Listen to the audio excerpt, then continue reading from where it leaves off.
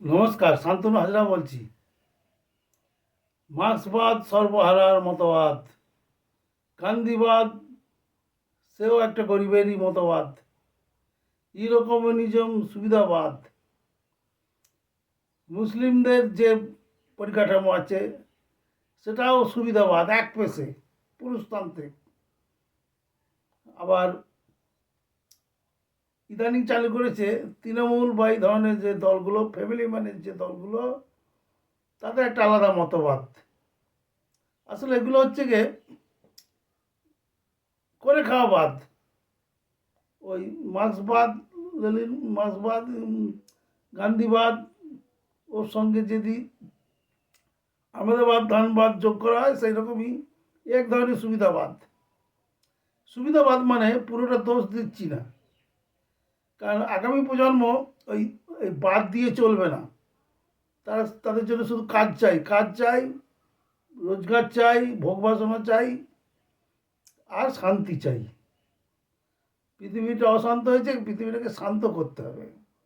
সমাজ জীবনে অশান্তি হচ্ছে, অশান্তটাকে শান্ত রাখতে হবে।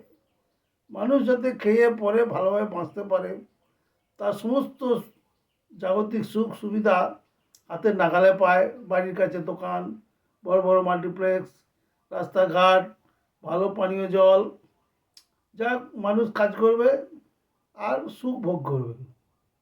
এটাই হচ্ছে আসল বাদ। ভালো মন্দ খাবে। আগে কী ছিল? ওই পাউরুটি আর ঘুগনি। এখন কত পিৎজা, পেস্ট্রি, যা খাবার উঠেছে, রুমালি রুটি, কড়াই চিকেন, চিকেন 65 পুরনো হয়ে গেছে। তা এখন মানুষের ভোগ বাসনা আরও বাড়ছে, আরও বাসনা জেগে জেগে উঠছে।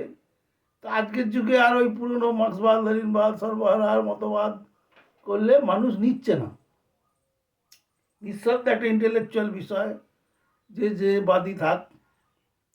আর এই যেটাকে করে খাওয়া মতবাদ বললাম, ওই অর্থাৎ তৃণমূল যেভাবে চলে, মনে রাগ করবেন না, কারণ আমি করে খাওয়া বাদ বলতে একটা খারাপ জিনিস বোঝায়, যে বুঝি সবাই চোর, সব চুরির জন্যই করছে, সেটা আমি বলতে চাইনি।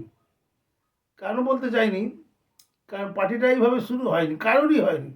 সে জয়ললিতা, লালু প্রসাদ, মুলায়ম সিং, এরা ঠেকে ঠেকে শিখেছে। এরা সমাজের মধ্যে দিয়ে, রাজনীতির মধ্যে দিয়ে গিয়ে এরা মানুষ কী চায়, মানুষের কীভাবে উন্নতি হয়, তারা শিখেছে।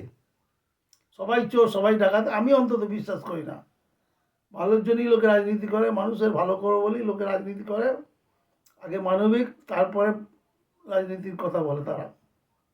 প্রত্যেকেই ভালো, কারণ আমরা সমাজে দেখি যে লোকগুলো বসে থাকে তাদের চেয়ে রাজনীতি করা যে পার্টির হোক, পার্টির লোকগুলো ভালো হয়। এটা হিসাব বলছে। তা মমতা ব্যানার্জির কথা বলি। মমতা ব্যানার্জি দেখলো যে এই বিশাল এই মার্ক্সবাদ লেনিনবাদকে হটিয়ে সেখানে একটা সরকার গঠন করা এবং সেটাকে পরিচালনা করা খুবই কষ্টের বিষয়। তাহলে ও সব রকমই তো দেখে নিয়েছে। তো ও যেটা চলছে তার একটা পরিবর্তিত রূপ উনি দেখালেন। কি বললেন?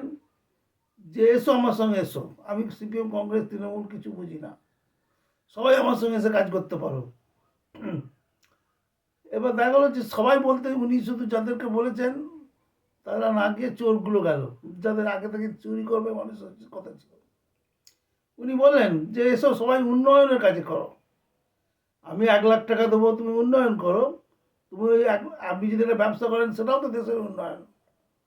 আপনি যদি একটা 25টি শাড়ি বানান সেটাও তো $2 আসবে প্রদর্শনী হলে পরে। তো সবটাই তো উন্নয়ন। আপনি একটা লেদ মেশিন বসিয়ে পোটালে সেটাও দেশের উন্নয়ন।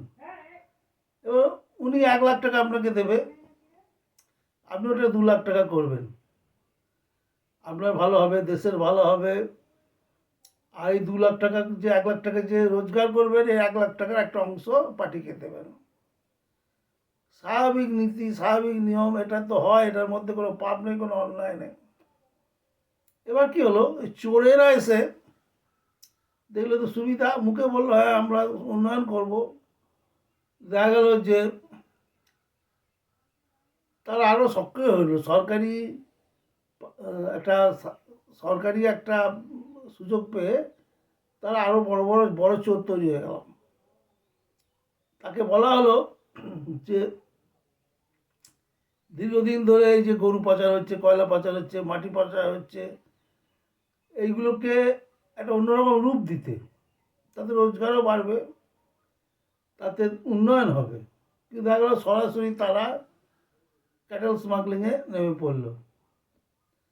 এবং সমস্ত জায়গাতে ধরুন নুসরাত জাহাঁ আজকে ডাক পেয়েছে, কারা ওর পিছনে ছিল জানি না, ওই সেভেন সেন্স বলে একটা প্রতিষ্ঠান তৈরি হলো, একটা ক্লাব তৈরি হলো। তারা বলল যে আমাদেরকে অল্প টাকা, 1/4 টাকা দাও, আমরা একটা ফ্ল্যাট দেবো। এইভাবে 400 কোটি টাকা বাজার থেকে তুলে নিয়ে হাওয়া, তো ধরা যাচ্ছে না। এবার এক একটা নেতা একটা করে স্ক্যাম নেই, এই নেতাগুলোকে নেওয়া হয়েছে ওই জন্যে যে যাদের কথায় মানুষ টাকা দেবে।